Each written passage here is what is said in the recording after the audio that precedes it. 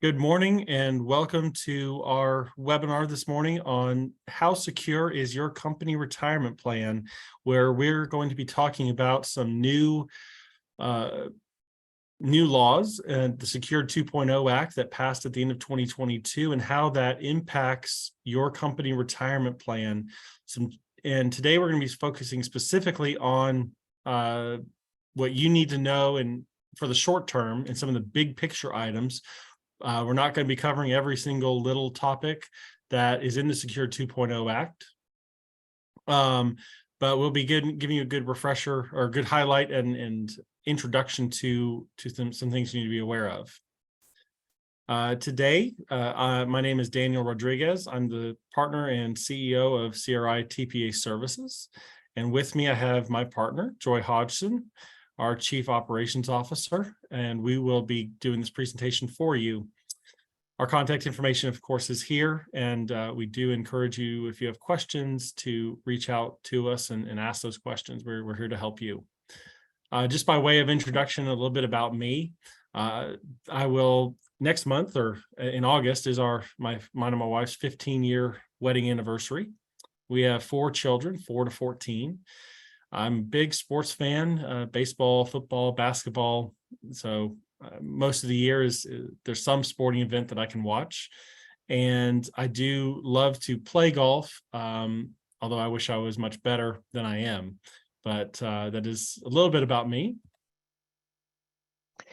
Good morning, everyone. This is Joy Hodgson. And a little bit about myself. I have been married for 31 years this summer. So as you can see, I am a little bit older than Daniel. I love to cook. I'm passionate about preparing meals for my family in my home. I collect pottery, dishes, and all kinds of kitchen things. I never have enough of that stuff. And I do enjoy spending time in the mountains. So while Dan and I both love the pension world, we do have a few other interests outside. So that's a little bit about us. Thank you. So just as a general reminder that any information that you'll see in the slides should be taken in a manner consistent with the context that we're providing it in. So please don't take anything out of context without all the data or information that we're providing you. So this is, again, meant as an introduction to you of the Secure 2.0 Act. And this is kind of the first of, we're going to have a couple more webinars later this year, as well as reach outs to our clients to discuss these items, because there's a lot of things that you need to be aware of as that will impact your plan, maybe not necessarily this year, but in 2024, 2025, and beyond. So Secure 2.0 Act, it was passed as part of the big $1.7 trillion spending bill at the end of 2022. It is a follow-up bill to the Secure Act 1.0 or Secure Act of 2019 that was passed. This one has 92 retirement plan provisions. Some of them are geared towards individuals, others are geared towards businesses, but 92 overall provisions. And before you think, well, Congress is so divided, so this is obviously either very on one side of the aisle or the other. The predecessor bills to this that made their way through the House and Senate, the House version passed 414 to 5, so almost unanimously, and the Senate version passed the Senate Finance Committee unanimously. So that contains, of course, both Democrats and Republicans. So while there's a lot of disagreement in Washington these days, these provisions and this package overall is pretty bipartisan. So some things that have goals from both sides of the aisle. So again, the plan types, when we talk about qualified plan types, primarily our focus today is going to be on 401k profit sharing plans. That's the bulk of what we work on. But it does impact simple IRAs, SEP IRAs, 457B plans for governmental entities, 403B plans for your nonprofits. There are some defined benefit plan provisions as well, less of those. Most of this is on the defined contribution side. but most of them, there are provisions that impact every single plan type out there. So again, we're taking some of the biggest pieces of this, and that's what we're going to cover today. We only have about an hour, so we don't have a ton of time to spend. This is definitely a course that could take 2 or 3 hours if we tried to cover everything. So I'm going to start off and talk about some of the changes to required minimum distribution rules, as well as the new Roth contribution rules. Joy will then cover some new rules on long-term part-time employees, as well as automatic enrollment. And then for those of you that have started newer plans, this bill is filled with tax credits to encourage businesses to set up retirement plans. Or if you've just set it up, you can take advantage, although to some limited degree, may be able to take advantage of some of those newer tax credits. And then we'll cover some other miscellaneous changes that, again, don't warrant a long time of a discussion. Again, this is not meant to cover all 92 provisions. It is meant to cover some of the high-level pieces that are going to be the most direct impacts to your plan. So required minimum distributions. So as a reminder, what required minimum distributions are: when you reach a certain age, the IRS and Congress say, well, you need to start taking money out of your retirement plan account. The old law, pre-2019, that started at age 70 and a half. The first Secure Act, again, that passed in 2019, bumped that up from 70 and a half up to age 72. Well, Secure 2.0 comes along, and we have raised the required minimum distribution age once again. Starting in 2023, this year, the new age is 73. However, if you've already been taking minimum distributions, you don't get to skip any years. You're under the old rules. So we've got a little table there. So before June 30, 1949, your minimum distribution age was 70 and a half. In between 1949 and 1950, it's 72. January 1, 1951 to December 31, 1959, it's 73. And then January 1st, 1959 or later, it is age 75. So there'll be another increase in 10 years. While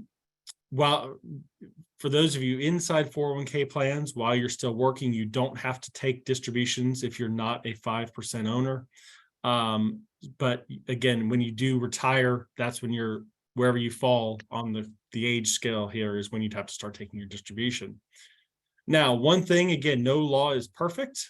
There are, just like Secure 1.0 had things that had to be fixed, Secure 2.0 has some items that need to be fixed and addressed.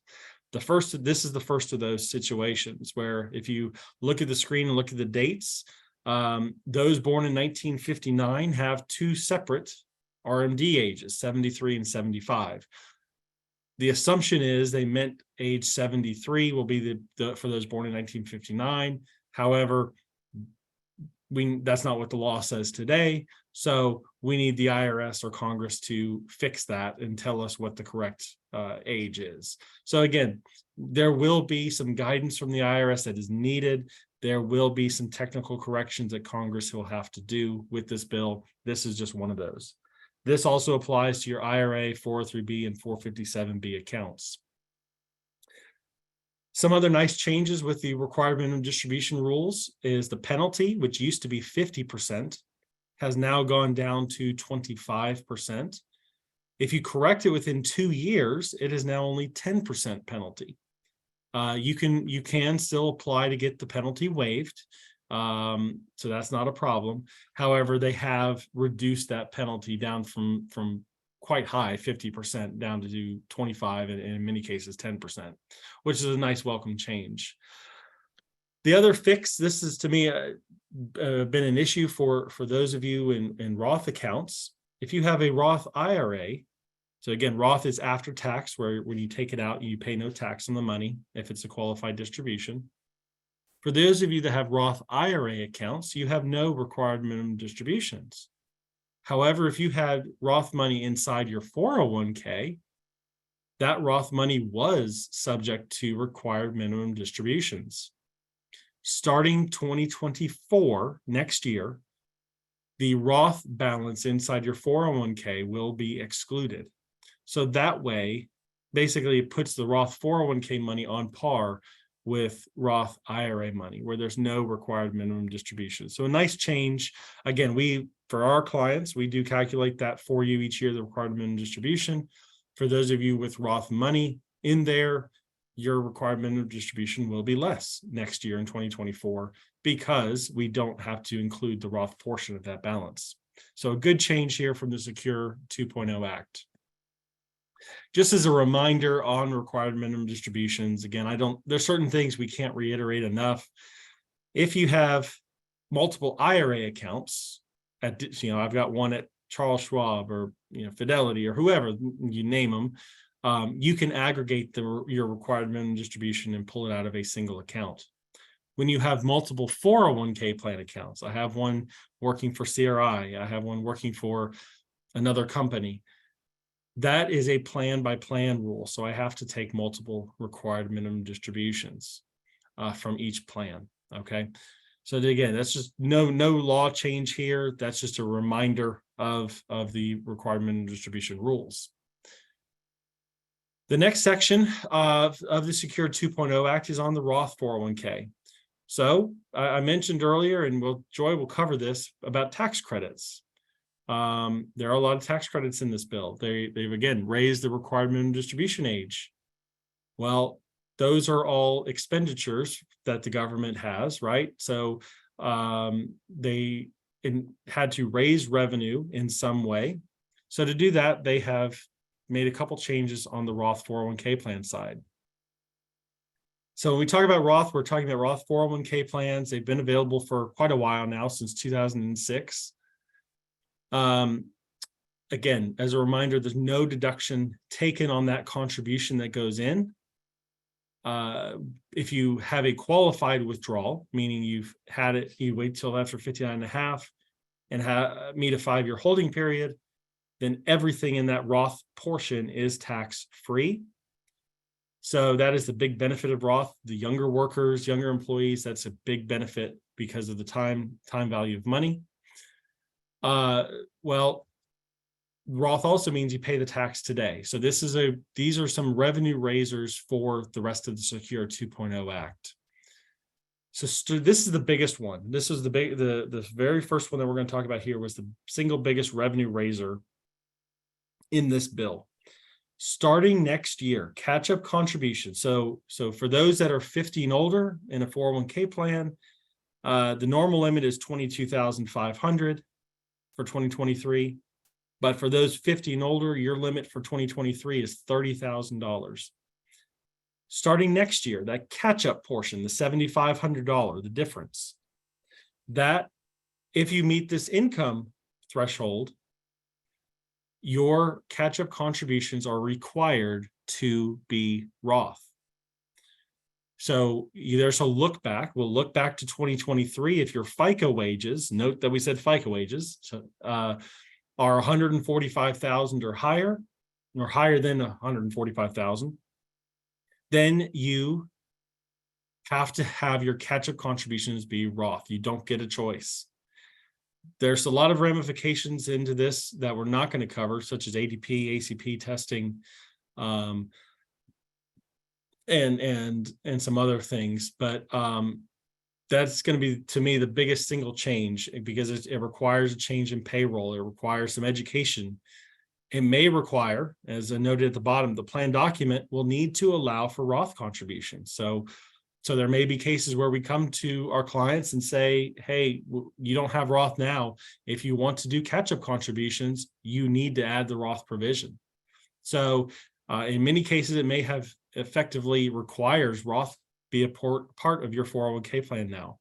Again, it's still optional. You don't, in terms of allowing for Roth, but if you don't offer Roth, you don't get to do catch-up.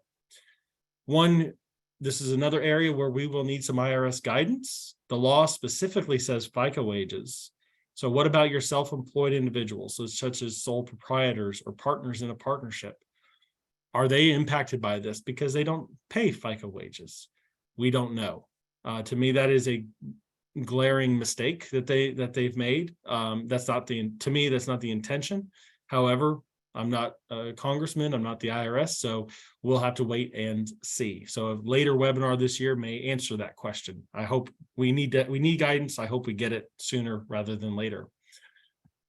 As part of that, another area that is brand new, and you may have actually had some employees speak to you already about this, because the Congress did not do us any favors. We are now allowed to, or employees, as part of the Secure Act, if you permit them, again, this is a plan by plan choice, not every plan has to allow this, you can permit your employees to make an election to have their company contributions treated as Roth.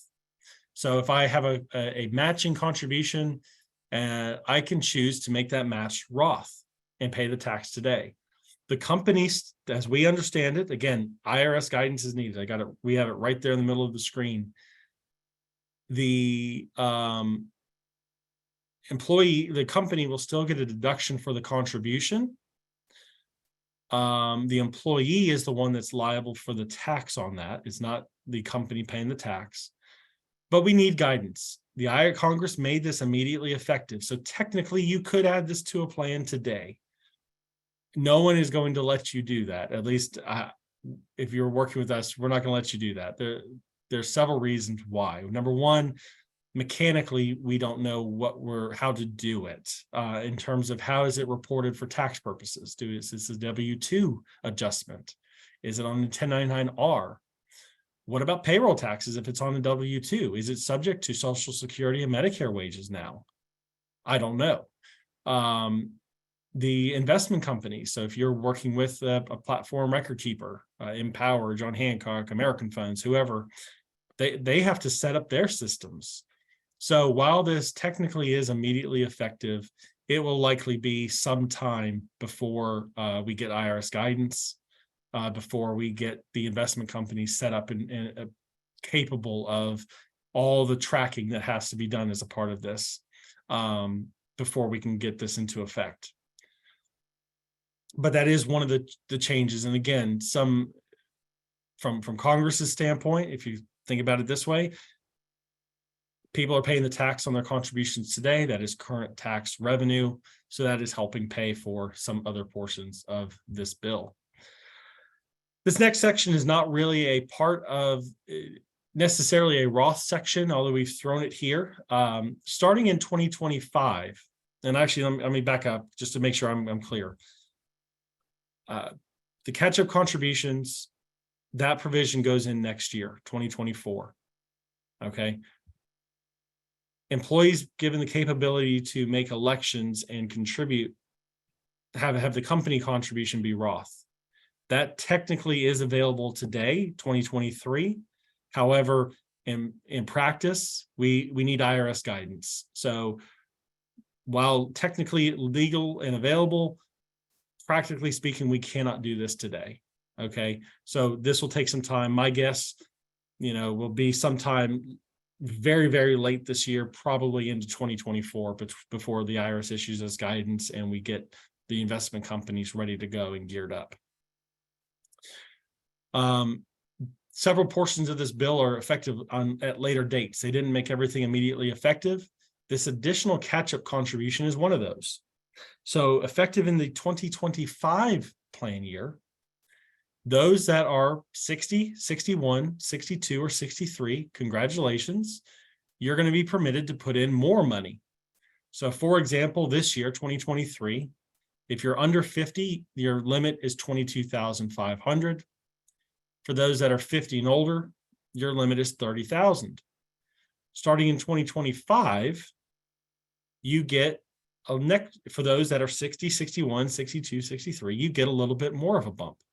So based on the 2023 limit, it'd be $11,250 instead of $7,500. Those Roth requirements we discussed, catch-ups have to be Roth. That does apply.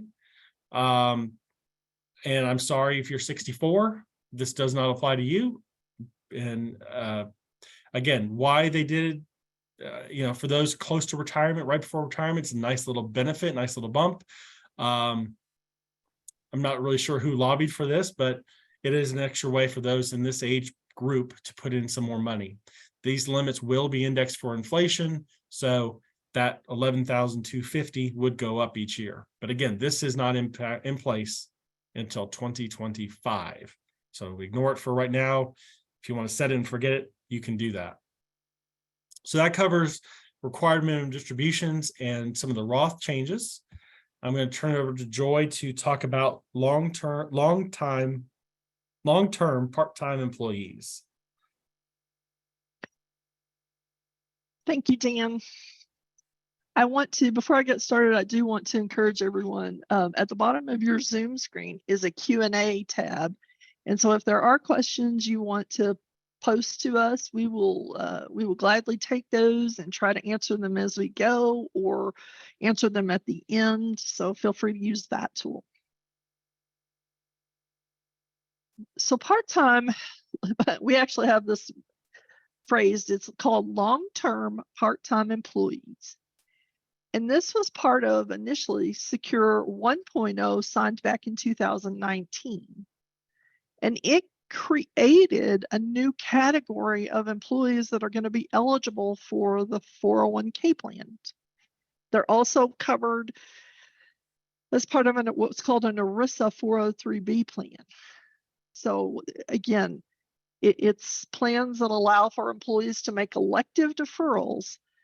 We now have this new category that we have to keep track of, okay? So what are we going to call, or what has Congress called a long-term part-time employee? It is a W-2 employee who has worked at your company for 3 consecutive years and has at least 999 hours, and they are 21 years old or older.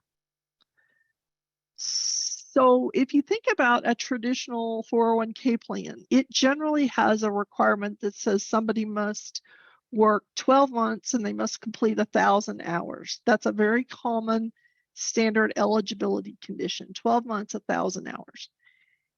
And so what that effectively does in a lot of instances is people who are true part-time employees, they may not ever work 1,000 hours, so they may never become eligible. And so in an attempt to expand the group of people who have access to retirement plans, they have implemented this rule that says, no, you cannot keep people out of the 401k plan or the 403b plan if they're consistently working for you some minimum number of hours. And so they said, well, this is a 3-year period. What they did is they said, well, we're going to start counting in 2021. So if you've had somebody who's worked for you for 10 years on some form of a part-time basis, you can disregard their hours prior to 2021, and you can just look at 2021, 2022, 2023. And if they've worked at least 500 hours or more in those 3 years, you have got to let them in starting January 1 of 2024. So in about 6 months, those of you who have part-time employees are going to really have to figure out how many in your population are going to meet this new rule. So what they have to be eligible for is to be able to make salary deferral contributions. You are not required to provide a company contribution for them. So if you've got, let's say, a match contribution where you're matching what the employees are contributing, you are allowed to exclude these employees from getting any company contribution. You are allowed, however, to on a discretionary basis, go ahead and give them a contribution if you want to as a company. You can say, we're going to go ahead and match the long-term part-time employees that participate. So this again is somewhat of a big change for typically larger employers who have part-time employees. And again, this is not an optional rule. You're not allowed to say, well, I'm not going to cover these long-term part-time employees.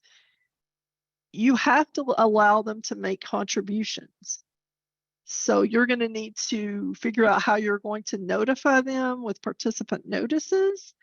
You're going to have to give them opportunity to enroll and make contributions and let them know if there is going to be a company match contribution made for them. And so it's going to require a change in your procedures to make sure you are following the new regulations on ensuring these employees are covered and they know about it.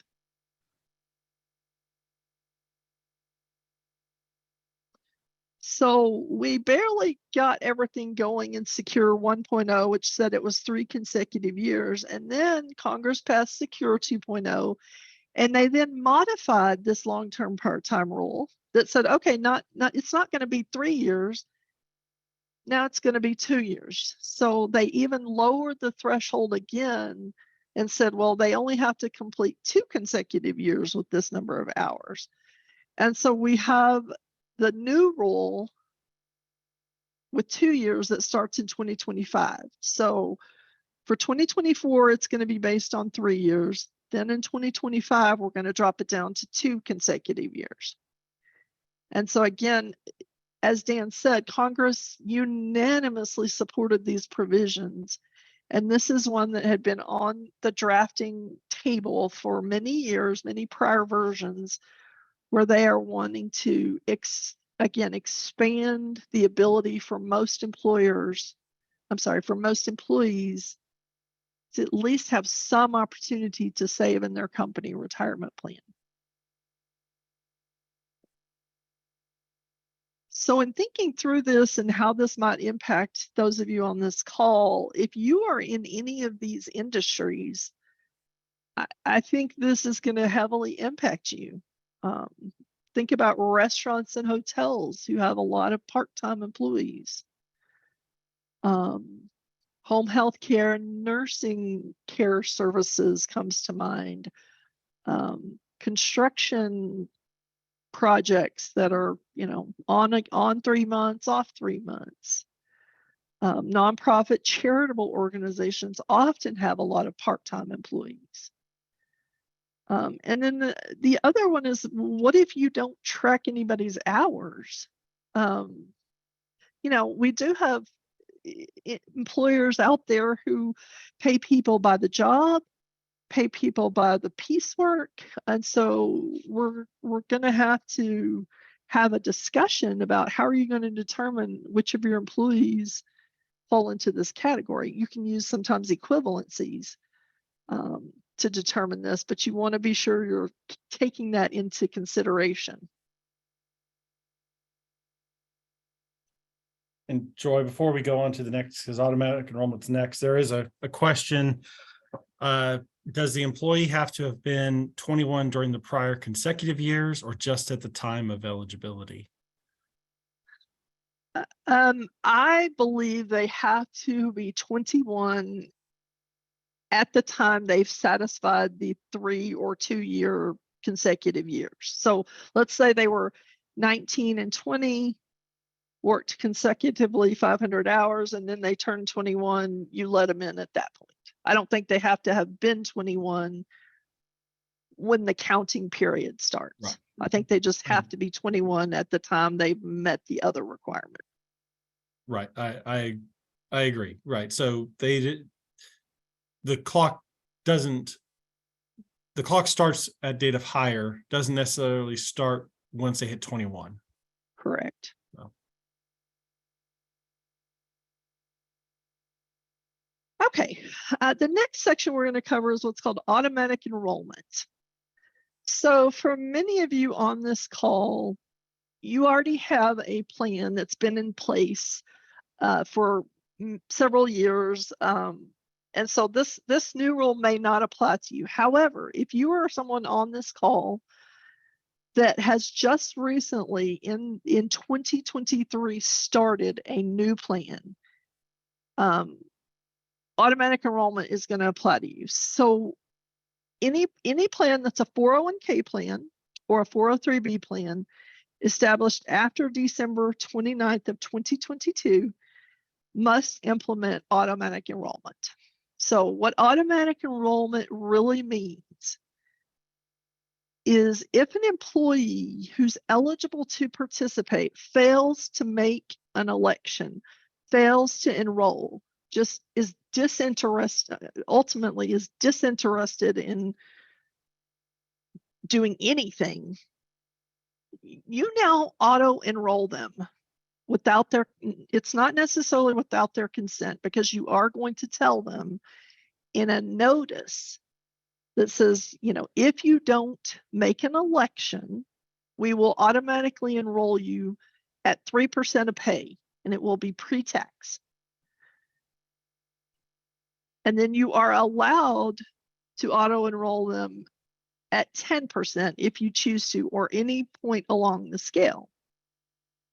So employees can opt out. They can always say, look, I want to choose 5%, or I want to choose 20%, or I want to choose 0%. So you're not taking away their ability to pick an election and decide for themselves, but in the absence of them doing anything actively, you would default enroll them by automatically setting up payroll deductions. In addition, you have automatic escalation of their deduction at 1% per year until you get to 10%. So for example, if you set up auto enrollment at starting at 3% of pay, in year 2, if they don't make an election for themselves, you are going to bump them up to 4%. In the 3rd year, you're going to bump them up to 5%. So each year they don't make an election, you are going to bump them up 1% until you get them to 10. And so essentially what Congress, the legislature, is saying is they believe everyone who can should be contributing 10%. And so we are going to essentially implement this default process by which if they don't choose for themselves, we're going to choose for them, and we're going to get them to 10%. And that is the essence of it. They are forcing participants to make an election, or the employer will make it for them. So the new auto enrollment features have to be turned on no later than January 1 of 2025 for new plans that started after 2022. You're allowed to go ahead and start putting auto enrollment in now. You don't have to wait till 2025, but no later than January 1 of 2025, you're going to have to put these provisions in place. So what do we think about this in terms of, does it apply to everyone? So they did give us some exceptions that says the following employers are going to be exempt from the mandatory auto enrollment features. If you established your retirement plan prior to December 29th of 2022, so that's a big group of grandfathered plans that existed prior to 2022, do not have to implement auto enrollment. You also get an exemption if you regularly employ less than 10 employees year round. So small businesses that are consistently small do not have to have auto enrollment. And then if you formed up a new business that's only been in existence for less than 3 years, you do not have to have auto enrollment during the first 3 years. But once you've been in business for 3 years, you've got to implement auto enrollment in the 4th year and after. So that's going to cover a fairly significant group of people, because there are a lot of employers who have less than 10 employees, and a lot of plans that were established before the effective date.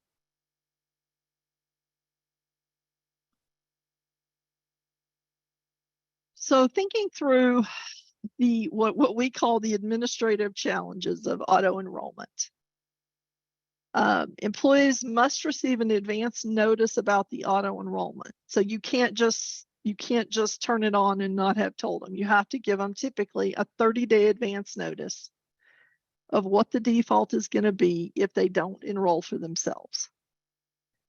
You're going to have to set up your payroll processing procedures to be able to say these are auto enrolled employees, and therefore we've got to keep track of their auto enrollment percentages, especially when you're going to have auto escalation. It's up to the employer to keep track of who's auto enrolled and who needs to be auto escalated year after year. The other thing that's going to create a little bit of difficulty is, of course, you're going to have employees who get auto enrolled, and then they're going to come to the employer and say, I didn't know, nobody told me, even though you're going to tell them you gave them a notice.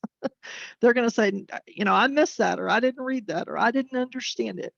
You do have to allow them to request a distribution of their contributions, as long as they make that request within the first 90 days after their initial deduction that falls in auto enrollment. So you may have a bunch of distribution requests and participants who come to you when they get their first paycheck and not really like what happened. You're going to have to allow them to take a deduction.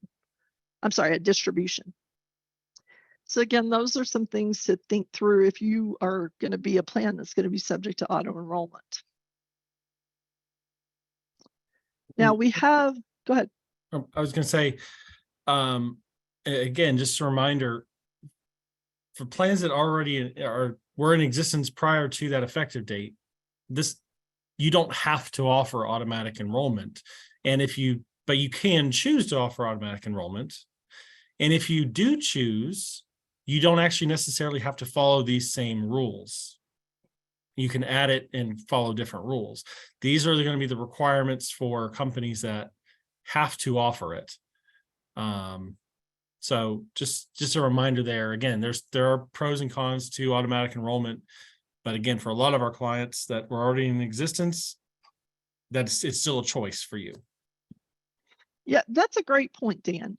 A lot of people may like the idea of auto enrollment. In other words, if I can't get the employees to do anything and I've told them I'm going to auto enroll them at 3%, then I don't have to track them down. I can just enroll them.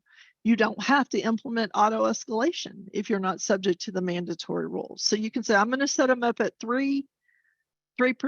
And then if they want out, they can get out, but it's going to stay at 3. So, that is a good point, Dan. You can use a version of automatic enrollment, even if you're not subject to the new rules, which is mandatory.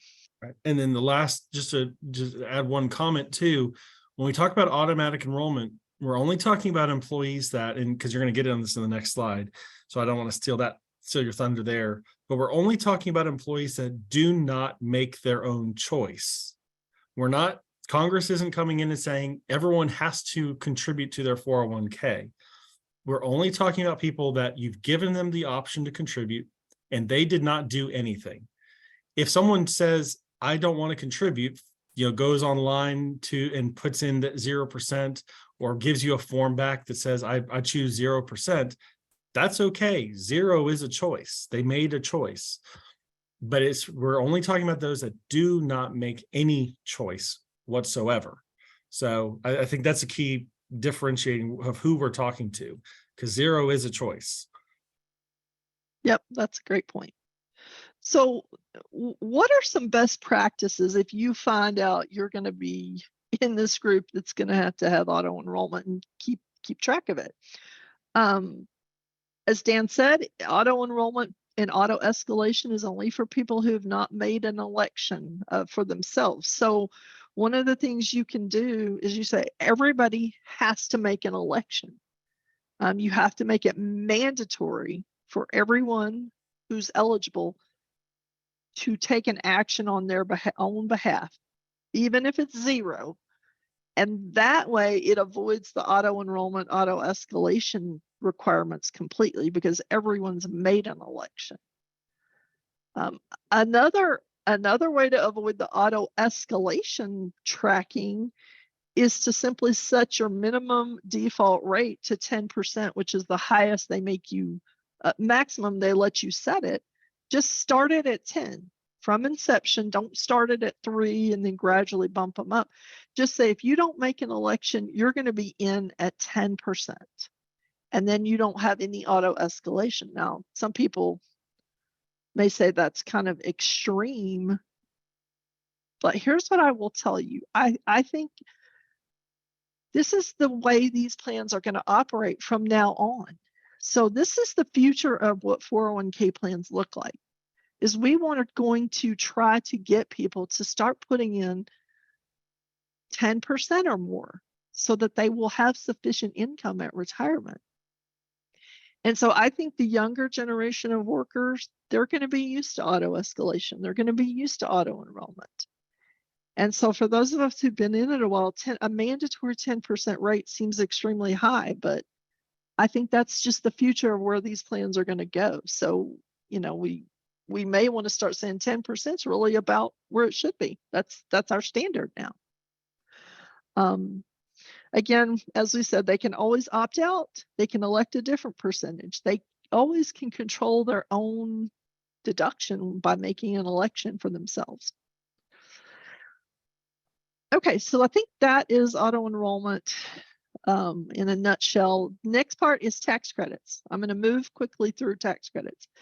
Again, this is Congress's way of encouraging small businesses, and they consider small businesses less than 100 employees, to try to implement new plans and make plans available for their employees. So they give you a bunch of startup credits if you've recently started a plan to offset the cost. And remember, a tax credit is a direct offset of your business's income tax. It's not a deduction.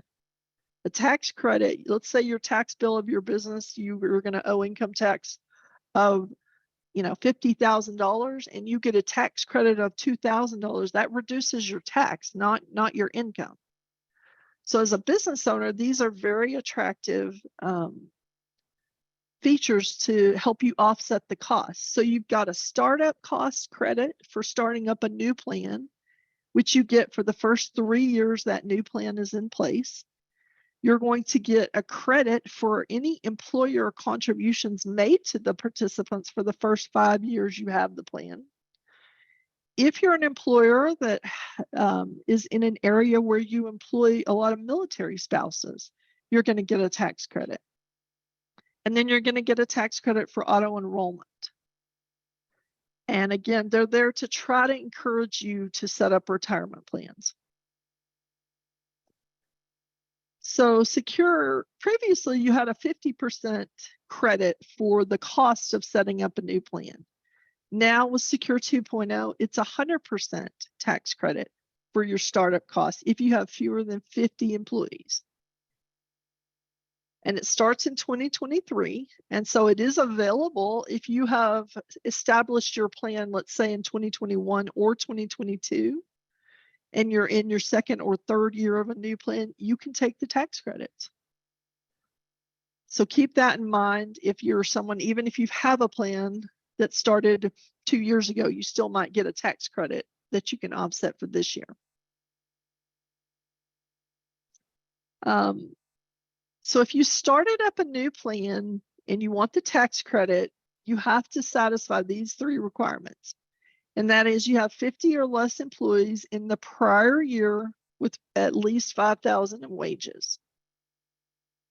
You have to benefit at least one non-highly compensated employee in your plan. So for definition purposes, a non-highly compensated employee is anyone who is not a 5% owner and does not make more than $140,000. So as long as one of your employees is non-highly compensated, you can take this credit. So in other words, if you're a sole proprietor and you're the only person in the plan, you're not going to get a tax credit. Okay. But if you have employees, it's essentially there for you. And you cannot have had any other retirement plan in the prior 3 years that essentially covered the same employees. So you can't terminate a plan and within the same next 3 years, start a new one and get tax credits. It essentially has to be a brand new startup plan. One of the questions we got asked early on was, well, let's say you are somebody who's set up a SEP IRA, but you have not actually contributed to it for several years. And then you set up a 401k plan. Can you still get the tax credit? Yes. I mean, essentially, when we say it can't have been a plan in the prior 3 years, that means nobody got contributions or benefited from the plan, even if it was open and sitting there. So you still would be eligible for tax credits. Okay. In addition, for 5 years, starting in 2023, if you make employer contributions to a plan, you get to offset the company contribution for a tax credit. It includes 401k plans, profit sharing plans, SEPs or simple IRAs. However, it does not give you a credit if the individual earned more than $100,000 in FICA wages. But for 5 years, you're going to get to take 100% of the employer contribution up to $1,000 per employee. And then in year 3, 4, and 5, you're going to get a prorated credit for employer contributions. So again, they're trying to help offset the cost that you're spending on these new plans by giving you a direct tax credit for them. Now, if you have a business that has more than 50 employees, let's say you have 51 to 100, you're still going to get a tax credit for the employer contribution. It's just going to be phased out at a lower percentage for anything between 50 and 100. So again, this is a nice tax credit to help defray some of the initial first year costs.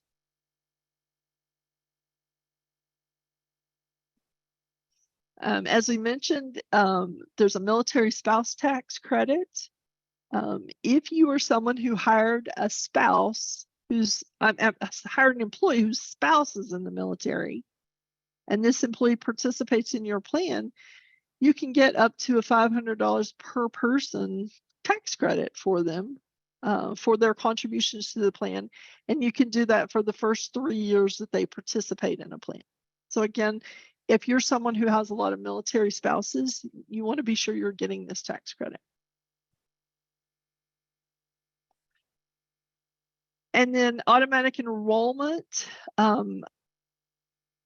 If you are a plan that's subject to these mandatory automatic enrollments, you get $500 total per year for the first 3 years of tax credits for the auto enrollment piece. Again, trying to help you defray the cost.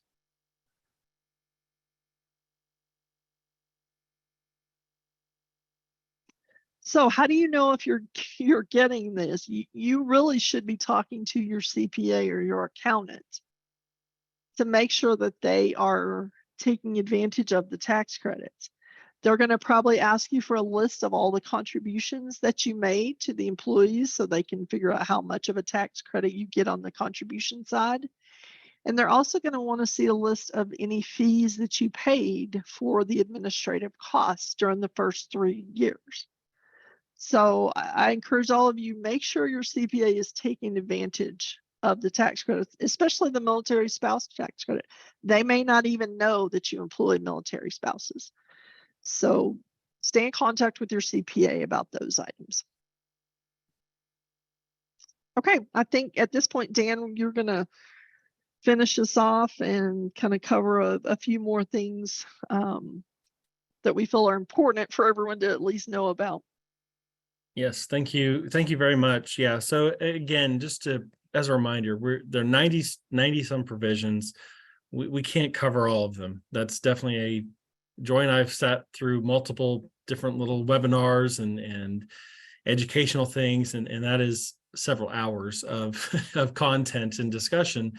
So we're bringing to you what we feel are some of the more important items. And again, this is the first webinar we'll be doing. There will be others later this summer and into the fall as we learn more. Again, hopefully we'll get some IRS guidance on several issues sooner rather than later. But we'll have more on this. This will not be the last time you hear about the Secure 2.0 Act. So some other changes, and actually this one is not a part of the Secure 2.0 Act. It just came out right around the same time. So one of the questions when Congress passed the first Secure Act on those long-term part-time employees was, well, what if I've got 90 participants in my plan now, and all of a sudden I have 15 or 20 of these long-term part-time employees. that are now eligible to contribute to my 401k plan. That might inadvertently throw me into a case where I'm not audited today. By design, I've created my plan provisions accordingly.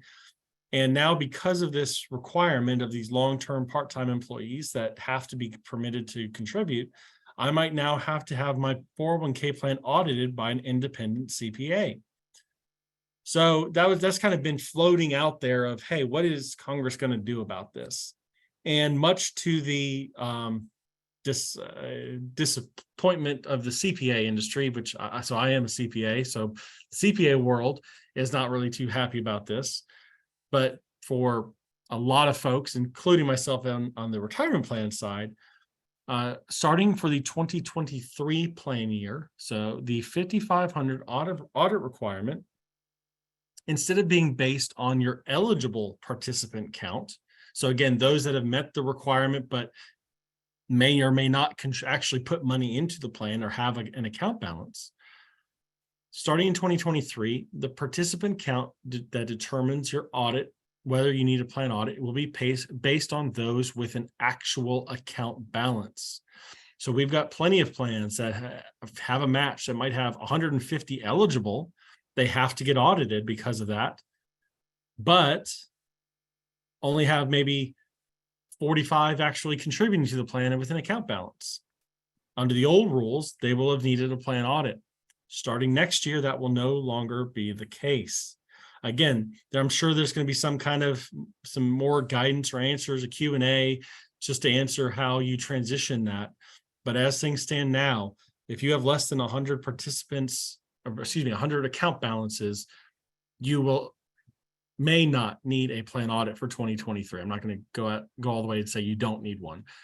You may not need one. Okay, so that is a welcome change. And again, Congress wants retirement plans. They want more people to set up retirement plans.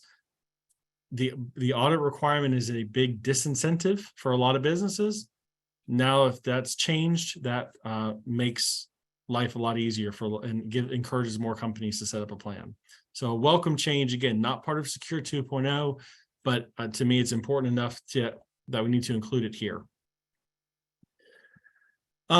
Some other items, again, couldn't cover everything, so just some other things to be aware of. There is a new exception from the 10% early withdrawal penalty for those with a terminal illness. So that is death within the next 7 years. I think there's got to be some kind of doctor certification that you've got a terminal illness. You can take now money out without worrying about the 10% early withdrawal penalty. We have natural disasters. I'm in Florida, Joy's in Texas, but in Florida, we get hurricanes every single year. And Congress, what they used to have to do is every time a hurricane hit, they'd have to take action and pass a bill that allowed for hurricane relief and allowed employees and participants to take money out of their retirement plans. So basically, Secure 2.0 Act lets Congress do a little bit less work in the future. And basically, based on some FEMA disaster areas, there's permanent disaster relief that you can take out certain distributions from your retirement account. That is effective in 2023. 2024, a very welcome change for those of you that may have simple IRA plans. In the past, simple IRAs, if you had one, that had to be the only plan you had for the entire calendar year. So if I have one today, I wanted to go to a 401k, I have to wait all the way till January 1 of 2024. Starting next year, you can convert that mid-year. So you can change to a safe harbor 401k in the middle of the year. Very welcome change. Starting next year, a business can choose to offer emergency savings accounts that are kind of linked to the 401k in some way, shape, or form. I'm sure the investment companies are coming up with products for this. I'm not sure how this will work in practice, but again, that is going to be an option. So if you're worried about, if you want to encourage employees to save or set up a savings account for them, you can do that. That's linked to this 401k. It is not a 401k account, but it's tied in with it in some way. If you want to offer a benefit to your employees that, hey, they've got a lot of student loan debt, and because of the student loan debt, they can't contribute to your 401k. If you'd like, again, starting 2024, you could choose to match their student loan payments, basically treating their student loan payments as a deferral into your 401k to give them the company match. Again, how many people are gonna do that? I don't know, but it is something that will now be allowed starting next year. Also in 2024, simple IRAs can have a slightly higher deferral limit if you have a small under 26 employees. If you have between 26 and 100 employees, you have to have a higher rate of match, which matches the match that's permitted in a 401k plan. At that point, again, to me, you might as well just have the 401k plan because you get even higher limits in a 401k than you do a simple IRA.